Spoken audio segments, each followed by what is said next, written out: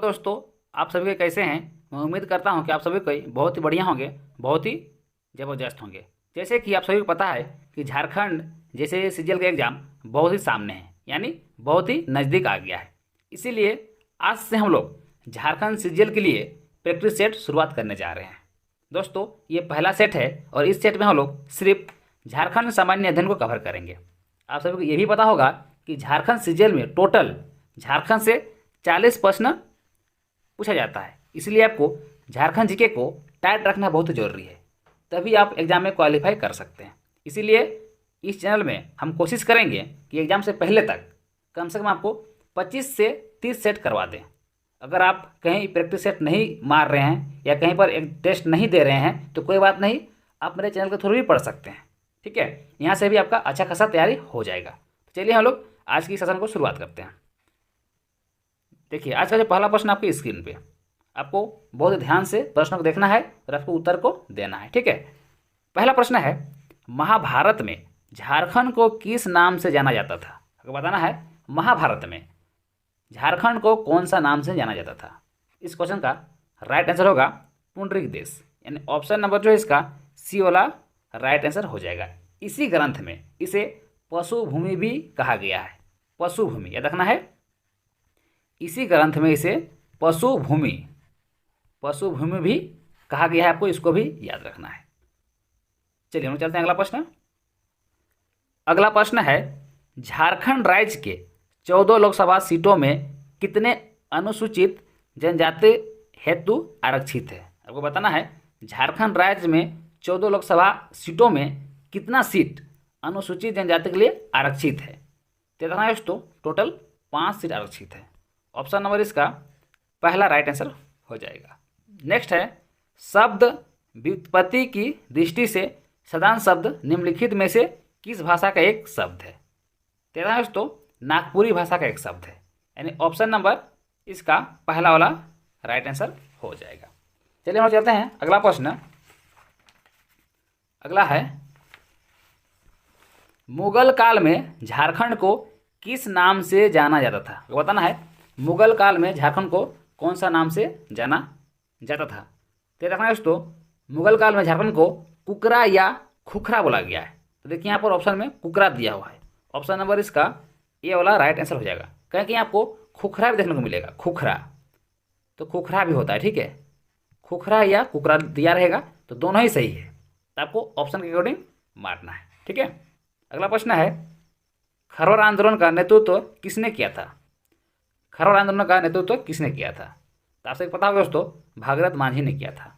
Option number जो इसका ये वाला राइट आंसर हो जाएगा। यहाँ से एक इंपॉर्टेंट क्वेश्चन और बन सकता है कि खरवड़ आंदोलन कब हुआ था। तो भी याद कर लीजिए, ये 1874 ईस्वी में हुआ था। कब हुआ था, 1874 ईस्वी में हुआ था। नेक्स्ट है अगला नंबर।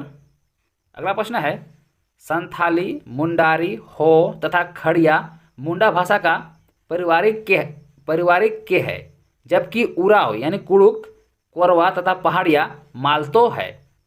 ये कौन सा भाषा परिवार से संबंध रखता है, ये पूछा जा रहा है। ठीक है, तो देखना है द्रविड़ भाषा, द्रविड़ ऑप्शन नंबर इसका सी राइट आंसर हो जाएगा। ये सारा भाषा द्रविड़ भाषा परिवार से संबंध रखता है। आइए हम चलते हैं अगला प्रश्न। हम लोग बहुत ही स्पीड में, बहुत ही कम समय में हम लोग टोटल 40 प्रश्नों को कवर करने वाले हैं। तो वीडियो में आपको अंत तक देखना है, और मेरे चैनल में पहली बार आए हैं, चैनल जरूर सब्सक्राइब भी कर लेना है। ठीक है, तभी हर एक वीडियो आप तक पहुंच पाएगा। नेक्स्ट प्रश्न देखिए क्या है। अगला है, अंधी और औरपतिपी नाम से प्रचलित भी हुआ निम्न में से किससे संबंधित है। आपको बताना है अंधी और औरपतिपी नाम से प्रचलित भी हुआ निम्न में से किससे संबंधित है, यानी कौन सा जनजाति से संबंधित है। तो देखना है दोस्तों, ये जो संबंध है ये हो जनजाति से संबंधित है। ऑप्शन नंबर जो है सी वाला इसका राइट आंसर हो जाएगा।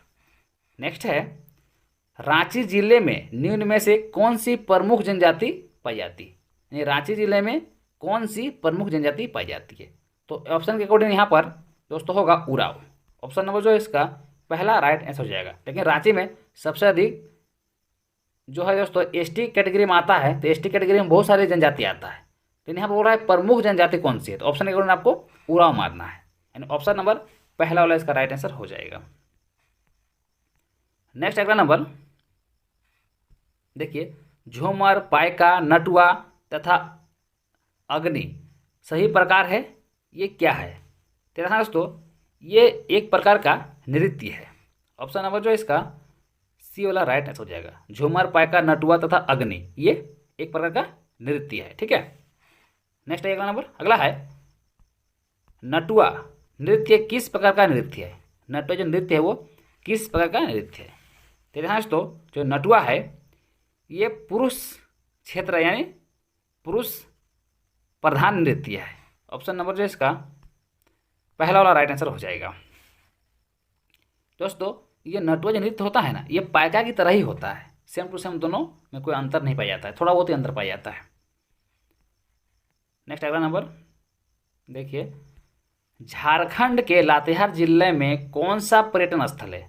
आप सबको पता होगा, झारखंड का जो लातेहार जिला है वहाँ पर सबसे फेमस जो पर्यटन स्थल है वो है नेत्रहाट। तो हर किसी को पता होगा। ऑप्शन नंबर जो है बी वाला इसका राइट आंसर हो जाएगा। दोस्तों एक चीज़ और बता दूं, जो नेत्रहाट है उसको छोटा नागपुर की रानी भी कहा जाता है, इसको को याद रखना है। नेत्रहाट को छोटा नागपुर की रानी भी कहा जाता है। ठीक है, ये भी क्वेश्चन बहुत ज़्यादा पूछा जाता है। अगला है, झारखंड राज्य के लोगो यानी लोगो में कितने जे का प्रयोग किया गया है? जो पुराना जो लोगो है झारखंड राज्य का उसमें टोटल 4 जे का वहाँ पर इस्तेमाल किया गया है, यानी वहाँ पर 4 जे आपको देखने को मिलेगा। ठीक है, ऑप्शन नंबर बी वाला राइट आंसर हो जाएगा वहाँ। इसका राइट आंसर क्या हो जाएगा? ऑप्शन नंबर बी वाला। चलिए चलते अगला नंबर। अगला प्रश्न है देखिए, झारखंड में कितने प्रमंडल है? झारखंड में कितने प्रमंडल है बाबू बताओ? तो ये रखना है, टोटल झारखंड में 5 प्रमंडल है। कितना है? 5। आप सबको नाम भी पता होगा। चलो मैं एक बार और बता दूँ। एक तो उत्तर छोटा नागपुर हो गया, दूसरा दक्षिणी छोटा नागपुर हो गया, तीसरा संथाल परगना हो गया, चौथा पलामू हो गया और 5वां कोल्हान हो गया। लेकिन इससे भी इम्पोर्टेंट यहाँ पर एक और प्रश्न पूछता है। वो प्रश्न क्या है कि सबसे नवनिर्मित प्रमंडल कौन सा है, यानी सबसे आखिरी बना, यानी नया नया प्रमंडल कौन बना है सबसे लेट में? तो दोस्तों कोल्हान प्रमंडल ये रखना है ना। कोल्हान प्रमंडल सबसे लास्ट में बना है, इसलिए ये भी प्रश्न पूछता है हमेशा एग्जाम में कि नवनिर्मित प्रमंडल कौन सा है, तो आपको कोल्हान मारना है ना, कोल्हान, इसको याद कर लीजिए, इंपॉर्टेंट है। अगला है, मारांगोड़ा नीलकंठ हुआ के लेखक कौन है? इसका लेखक कौन है? तो देखना है, इसका लेखक डॉक्टर महुआ मांझी है। कौन है? डॉक्टर महुआ मांझी। ऑप्शन नंबर इसका बी वाला राइट आंसर हो जाएगा। लेकिन यहाँ से एक और प्रश्न पूछ सकता है कि इसका प्रकाशन कब हुआ? ठीक है, ये मारांगोड़ा नीलकंठ हुआ के लेखक तो डॉक्टर महुआ मांझी है, बट इसका प्रकाशन कब हुआ? तो रखना है 2012 में हुआ, 2012 में। ठीक, चलिए हम चलते अगला प्रश्न। जो भी इंपॉर्टेंट फैक्ट है मैं आपको सारा बताते हुए चलूँगा। ठीक है, अगला है, ललित मोहन राय एक डैश है, यानी ललित मोहन राय एक क्या है? तो आप सबको पता होगा वो एक चित्रकार थे, है ना, चित्रकार हैं। ऑप्शन नंबर जो है पहला वाला इसका राइट आंसर हो जाएगा। नेक्स्ट आइए अगला नंबर।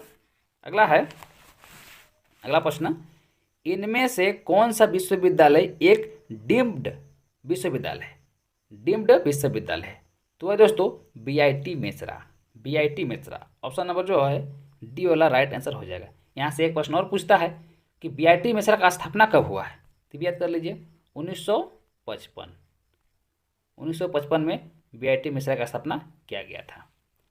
चलिए हम चलते हैं अगला प्रश्न। देखिए अगला है, छोटा नागपुर काश्तकारी कानून कब लागू हुआ था? कब लागू हुआ था? तो रखना है 11 नवंबर 1908 को लागू हुआ था, 1908। Option number D right answer हो जाएगा, 11 नवंबर 1908 को। चलिए हम चलते हैं अगला प्रश्न। अगला है देखिए 48 नंबर क्वेश्चन क्या है। अगला प्रश्न देखिए बहुत ही इंपॉर्टेंट प्रश्न है। राजरप्पा किन नदियों के संगम पर अवस्थित है? राजरप्पा किन नदियों के संगम पर अवस्थित है? तो रखना है दामोदर और भेड़ा के संगम में अवस्थित है। ऑप्शन नंबर जो है इसका पहला वाला राइट आंसर हो जाएगा। चलते हैं हम लोग अगला नंबर। अगला प्रश्न है देखिए, कौन सा राष्ट्रीय राजमार्ग हजारीबाग और बहरागोड़ा को जोड़ता है? तो दोस्तों NH33, NH33। ऑप्शन नंबर जो है डी वाला राइट आंसर हो जाएगा। दोस्तों देखना है जो NH-33 है वो झारखंड के सर्वाधिक जिलों से गुजरती है। टोटल 7 जिला होकर ये गुजरता है ये NH-33। ठीक है, अगला नंबर प्रश्न है, अगला है झारखंड के किस जिले में गौतम बुद्ध वन जीव अभयारण्य है? गौतम बुद्ध जीव अभयारण्य कौन सा जिला में है? तो वो जिला दोस्तों कोडरमा में है ये अवस्थित है। ऑप्शन नंबर जो है इसका सी राइट आंसर हो जाएगा।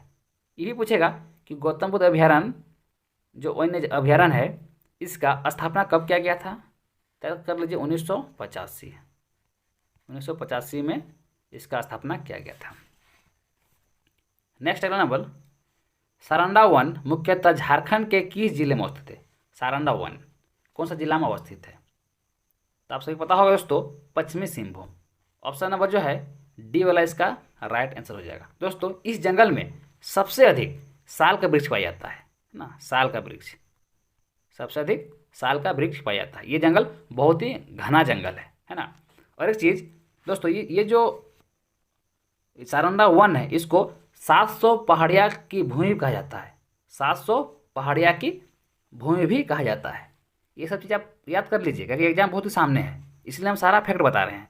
यानी आपको अगर हम 30 सेट करवाते हैं तो आप मान के चलिए कि आपका 60 सेट कंप्लीट हो गया। ठीक है, आपको सारा क्वेश्चंस में आपको हम जो भी फैक्ट है सारा हम बताते हुए चलेंगे। ठीक है, आइए हम चलते हैं अगला प्रश्न। अगला है दामोदर नदी का उद्गम स्थल कहाँ है? यानी दामोदर नदी का उद्गम कहाँ हुआ है आपको ये बताना है। तो इसे रखना है छोटानागपुर का पठार में हुआ है। कहाँ हुआ है? छोटानागपुर का पठार में हुआ है। ऑप्शन नंबर दोस्तों इसका बी राइट आंसर हो जाएगा। अगर एक्यूरेट पूछेगा ना तो लातेहार जिला के टोरी क्षेत्र से हुआ है। कहाँ से हुआ है? लातेहार जिला के टोरी क्षेत्र। ये पूछता है कि दामोदर नदी का उद्गम स्थल कौन सा जिला में है, तो क्या दोस्तों लातेहार जिला से होता है ना। लातेहार जिला, लातेहार के एक टोरी नामक एक स्थान है वहीं से होता है। ठीक है, और दोस्तों ये रखना है ये जो दामोदर नदी है ये झारखंड का सबसे लंबा नदी है, यही पूछता है। ठीक है, अगला है Tata iron and steel company के संस्थापक कौन है? तो रखना है जमशेदजी टाटा है, जमशेदजी टाटा। ऑप्शन नंबर इसका बी वाला राइट आंसर हो जाएगा। ये पूछेगा कि Tata iron and steel company की स्थापना कब हुआ है? तो देखना है 1907 में हुआ है। 1907 में ये जमशेदपुर में इसका स्थापना किया गया है, साकची नामक स्थान पर, है ना। साकची, जहाँ पर ये कंपनी बसा हुआ है उस जगह का नाम है साकची, और ये कहाँ है? जमशेदपुर में है। आइए हम जाते हैं अगला प्रश्न। अगला प्रश्न है झारखंड का सबसे बड़ा विस्फोटक कारखाना देश में है, यानी कहाँ पर है? कहाँ है दोस्तों? कहाँ पर है? गोमिया में है। ऑप्शन नंबर जो है ये वाला इसका राइट आंसर हो जाएगा। झारखंड का सबसे बड़ा विस्फोटक कारखाना गोमिया में है। और गोमिया कौन सा जिला पड़ता है दोस्तों झारखंड का? तो बोकारो जिला पड़ता है, बोकारो जिला पड़ता है। नेक्स्ट है अगला नंबर। अगला प्रश्न है झारखंड सरकार द्वारा बालिकाओं को वित्तीय सहायता प्रदान करने के लिए हाल ही में निम्नलिखित में से कौन सी योजना शुरू की गई है? हाल ही में कौन सी योजना शुरू किया गया है? तो देखना है दोस्तों सुकन्या समृद्धि योजना, सुकन्या समृद्धि योजना। ऑप्शन नंबर सी वाला राइट आंसर हो जाएगा। नेक्स्ट आता है अगला नंबर। अगला प्रश्न है मुख्यमंत्री ग्राम सेतु योजना किस वर्ष शुरू की गई? वर्ष का बताना है। तो वर्ष दोस्तों 2001 में शुरू किया गया था। ऑप्शन नंबर सी वाला राइट आंसर हो जाएगा। इस योजना के तहत गांव को शहर से जोड़ना था, जैसे कि कहीं पर पुल पुलिया नहीं बना है, पथ का निर्माण करना है, ये सब कार्य करना था इस योजना के तहत। नेक्स्ट अगला नंबर पार्श्वनाथ अभयारण्य कहाँ स्थित है? तो बहुत ही फेमस है। पार्श्वनाथ कहाँ है दोस्तों? गिरिडीह में है। ऑप्शन नंबर सी वाला राइट आंसर हो जाएगा। यहाँ से एक चीज़ और याद कर लीजिए, जो ये गिरिडीह में जो पार्श्वनाथ अभयारण्य है इसका स्थापना 1981 में किया गया है। इस अभयारण्य में सबसे अधिक आपको तेंदुआ, सांभर, हिरण, नीलगाय ये सब देखने को मिलेगा। ठीक है, नेक्स्ट अगला नंबर। अगला प्रश्न देखिए, बहुत ही इंपॉर्टेंट प्रश्न है। उधवा झील पश्चिम बिहार की स्थापना कब हुई थी? तो देखना दोस्तों इसका स्थापना 1991 में किया गया था। ऑप्शन नंबर पहला वाला राइट आंसर हो जाएगा। दोस्तों जो उधवा झील पश्चिम बिहार है ये कहाँ पर है, तो ये साहेबगंज में है। साहेबगंज, ये साहेबगंज में है। ठीक है, नेक्स्ट आते हैं अगला नंबर। अगला है सुमराय टेटे किस खेल से संबंधित है। सुमराय टेटे कौन सा खेल से संबंधित है, तो ये दोस्तों हॉकी खेल से संबंधित है। ऑप्शन नंबर पहला वाला राइट आंसर हो जाएगा। सुमराय टेटे ध्यानचंद पुरस्कार पाने वाली देश की पहली महिला हॉकी खिलाड़ी है। देश की पहली महिला हॉकी खिलाड़ी जिसको ध्यानचंद पुरस्कार मिला है। कौन सा पुरस्कार, ध्यानचंद पुरस्कार मिला है।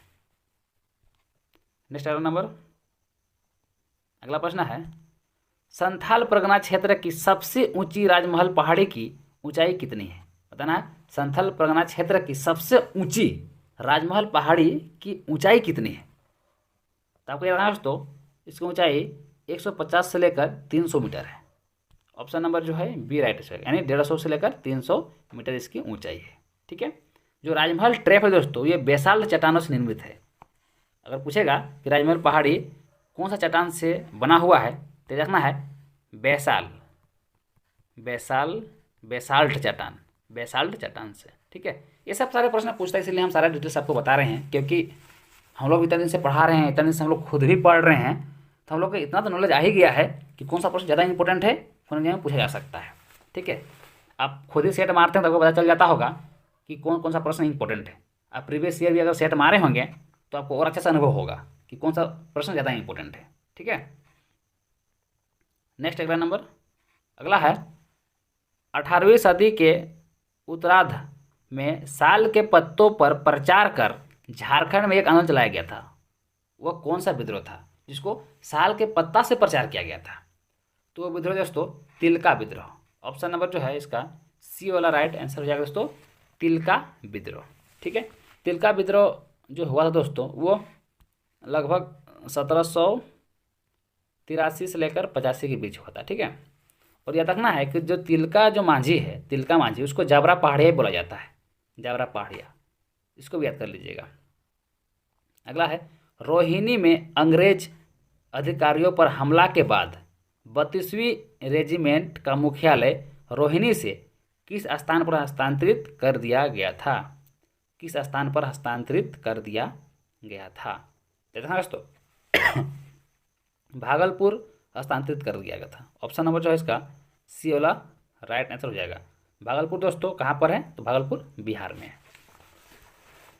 नेक्स्ट अगला नंबर, अगला है जतरा भगत ने किस आंदोलन को अपना नेतृत्व प्रदान किया। जतरा भगत ने किस आंदोलन को अपना नेतृत्व प्रदान किया था, दोस्तों ताना भगत आंदोलन। ऑप्शन नंबर जिसका पहला राइट आंसर हो जाएगा, ताना भगत आंदोलन। ये आंदोलन कब हुआ था, ताना भगत आंदोलन, तो ये 1914 को हुआ था। नेक्स्ट है बिरसा मुंडा को किस अन्य उपनाम से जाना जाता है। बिरसा मुंडा को दूसरा और कौन सा नाम से जाना जाता है, तो धरती आबा। ऑप्शन नंबर पहला राइट आंसर है धरती आबा। आप हमें कमेंट करेंगे कि बिरसा मुंडा का जन्म कौन सा जिला में हुआ है, ये आप हमें कमेंट करेंगे। ठीक है, अगला है अलग झारखंड राज्य गठन के समय भारत के राष्ट्रपति निम्न में से कौन थे। तो समय भारत के राष्ट्रपति के.आर. नारायण थे। ऑप्शन नंबर जिसका सी वाला राइट आंसर हो जाएगा। नेक्स्ट है अगला नंबर, झारखंड समन्वय समिति का गठन किस वर्ष किया गया था। तो वो वर्ष है दोस्तों 1987। ऑप्शन नंबर जो इसका बी राइट आंसर हो जाएगा। इसमें टोटल 53 दल को मिलाकर इस समिति का गठन किया गया था। नेक्स्ट आता है अगला नंबर, अगला है झारखंड की दूसरी सर्वाधिक जनसंख्या वाली जनजाति है। दूसरी पूछा गया है, तो दूसरा दोस्तों हो जाएगा उराव। पहला संथाल है, दूसरा उराव हो जाएगा। ऑप्शन नंबर ए इसका राइट आंसर हो जाएगा दोस्तों, उराव। नेक्स्ट आता है अगला नंबर, अगला है मुंडाओं के प्रधान देवता के रूप में निम्न में से किसे जाना जाता है। मुंडा के प्रधान देवता कौन है, तो दोस्तों सिंगबोगा। सिंगबोगा दोस्तों सूर्य का प्रतिरूप है, जो कि मुंडाओं का प्रधान देवता है। नेक्स्ट अगला नंबर, संथालों के गृह देवता है, संथालों के गृह देवता क्या है बताइए। तो इसे रखना है ओरांग बोगा है, ओरांग बोगा। ऑप्शन नंबर ओरांग बोंगा पहला राइट आंसर हो जाएगा। नेक्स्ट है 70 नंबर प्रश्न। 70 नंबर प्रश्न है और ये आखिरी प्रश्न है। प्रश्न है दोस्तों, झारखंड की जनसंख्या में अनुसूचित जनजातियों की जनसंख्या का कितना प्रतिशत है, बताना है। झारखंड की जनसंख्या में अनुसूचित जनजातियों की जनसंख्या का कितना प्रतिशत है। तो रखना है दोस्तों 26% है, यानी 26% 2% है। ऑप्शन नंबर पहला वाला इसका राइट आंसर हो जाएगा। दोस्तों मैं उम्मीद करता हूँ कि ये प्रैक्टिस सेट आपको बहुत ही अच्छा लगा होगा और आपको जो भी कमी दिखाई दिया होगा इस वीडियो में, या आपको आवाज़ में कुछ कमी दिखाई दिया होगा, या हम स्पीड बोलते होंगे, या हमको और स्पीड बढ़ाना चाहिए, जो भी चीज़ आपको अपडेट करवाना है अब हमें कमेंट कर सकते हैं, ताकि नेक्स्ट वीडियो हम आप ही के हिसाब से बनाएंगे। ठीक है, चलिए हम लोग मिलते हैं नेक्स्ट वीडियो में, तब तक के लिए थैंक यू, जय हिंद।